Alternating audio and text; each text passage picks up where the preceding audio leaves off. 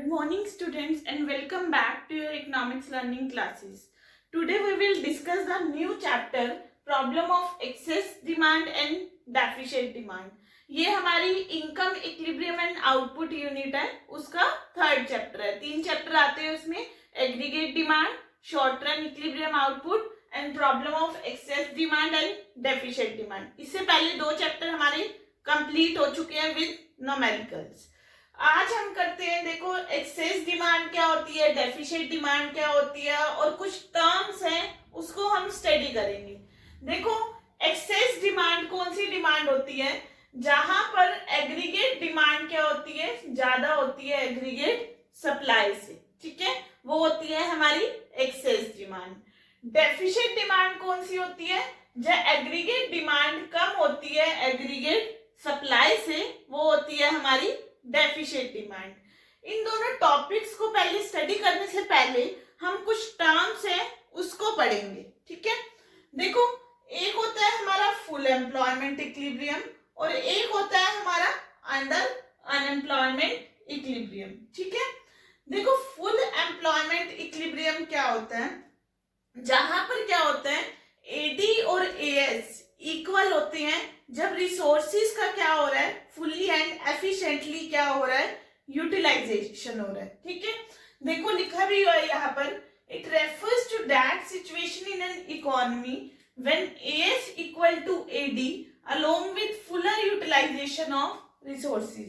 जहां पर एएस और एडी क्या है, इक्वल है, रिसोर्सिस का क्या हो रहा है, फुली यूटिलाइजेशन हो रहा है, so that there is no excess capacity in an economy or no unemployment in an economy. यानी कि देखो अगर हमारी इकोनॉमी में आउटपुट इतनी है कि भी हम $100 बिलियन ही क्या बना सकते हैं, प्रोडक्शन बना सकते हैं. ठीक है, प्रोडक्शन कर सकते हैं, तो हमारी इकोनॉमी में $100 बिलियन ही क्या हो रही है, प्रोडक्शन हो रही है. ठीक है, और उसकी सप्लाई इतनी हो रही है तो उसकी एग्रीगेट डिमांड भी $100 बिलियन ही हो रही है. ठीक है, तो यानी कि एएस और एडी यहाँ पर क्या है, इक्वल है. तो हमारी जितनी इकोनॉमी में प्रोडक्ट्स बन सकते थे हमने उतने ही प्रोडक्ट्स क्या कर रहे हैं, प्रोड्यूस कर रहे हैं. तो हमारी इकोनॉमी में कोई एक्सेस कैपेसिटी नहीं रही है, ना ही कोई अनएम्प्लॉयमेंट रही है, क्योंकि हमने रिसोर्सिस का क्या करा है यहाँ पर, फुली एंड एफिशिएंटली क्या करा है, यूटिलाइज करा है. अब देखो एएस और एडी है, जरूरी नहीं है कि वो फुल एम्प्लॉयमेंट इक्विलिब्रियम पे ही होंगे, यानी कि अगर रिसोर्सिस का फुली यूटिलाइजेशन होएगा तभी वो इक्विलिब्रियम पॉइंट पे होंगे, ऐसा जरूरी नहीं है. कभी कभार रिसोर्सिस का फुली एंड एफिशिएंटली यूटिलाइजेशन भी नहीं होता, फिर भी एएस और एडी क्या हो जाते हैं, इक्वल हो जाते हैं. उसको हम क्या बोलते हैं, underemployment equilibrium.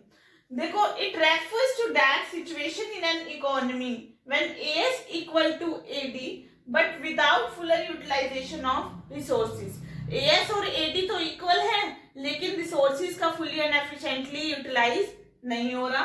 Accordingly there is unutilized capacity in an economy. हमारी इकोनॉमी में अभी हम और भी प्रोडक्ट्स बना सकते हैं लेकिन हम नहीं बना पा रहे. देखो यहाँ पर क्या हो रहा है, फॉर एग्जाम्पल लेकर चलते हैं. यहाँ पर आपने इकोनॉमी में $80 बिलियन बनाए, मतलब 80 या फिर 80 गुड्स की क्या करी, 80 यूनिट्स ऑफ गुड्स की क्या करी है, प्रोडक्शन करी है. ठीक है, आप इकोनॉमी में 100 यूनिट्स ऑफ गुड्स की प्रोडक्शन कर सकते हो, लेकिन आपने कितनी करी है, 80 यूनिट्स ऑफ गुड्स की क्या की है, प्रोडक्शन करी है.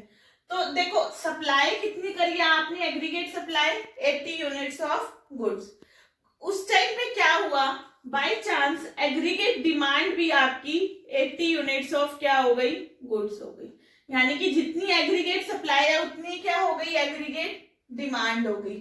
तो इकोनॉमी क्या आ गई, हमारी इक्विलिब्रियम पॉइंट पे आ गई. लेकिन हमारी इकोनॉमी में अनयूटिलाइज्ड कैपेसिटी है, यानी कि हम 100 प्रोडक्ट्स बना सकते थे लेकिन हमने बनाए कितने हैं, 80 बनाए हैं. 20 की ओवर हमारी कैपेसिटी है, लेकिन फिर भी इकोनॉमी क्या हो गई, इक्विलिब्रियम पॉइंट पे होगी. उसको हम क्या बोलते हैं, अंडर एम्प्लॉयमेंट इक्विलिब्रियम.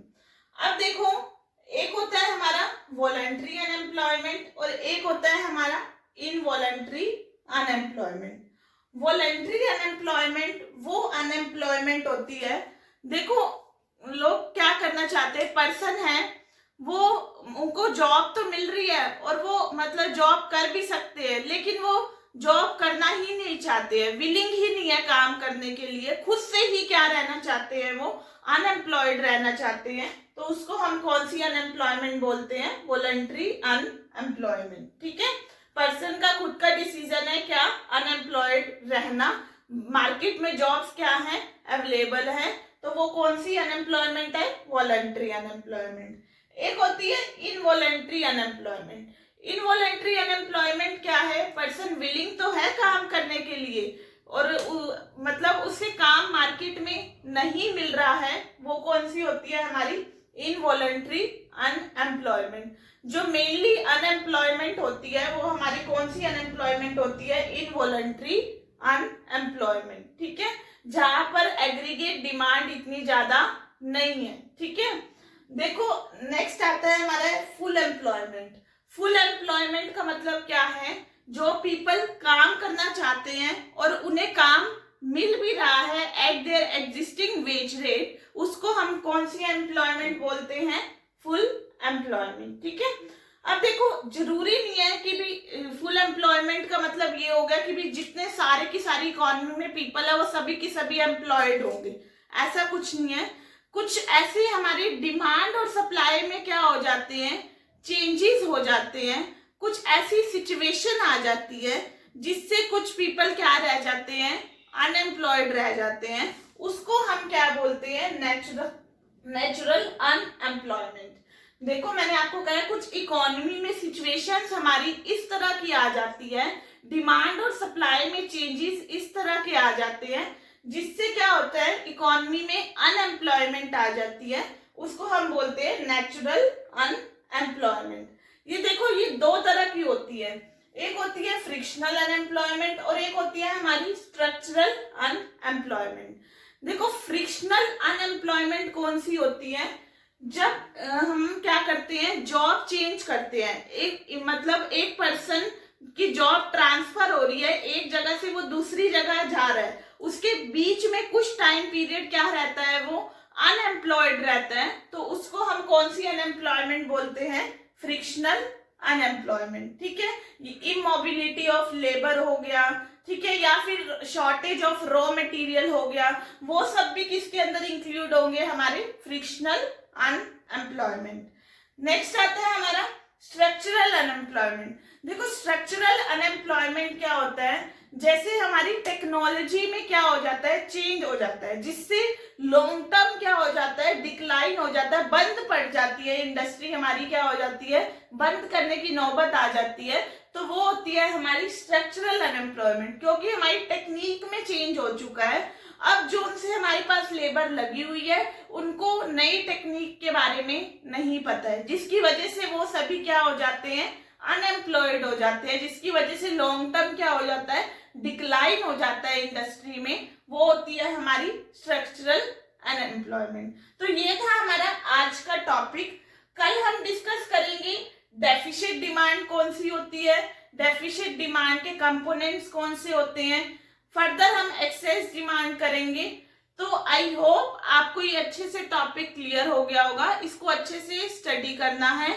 इसको अगर आपको टॉपिक में क्लियरेंस चाहिए तो इस वीडियो को बार बार व्यू करना। Okay, thank you everyone.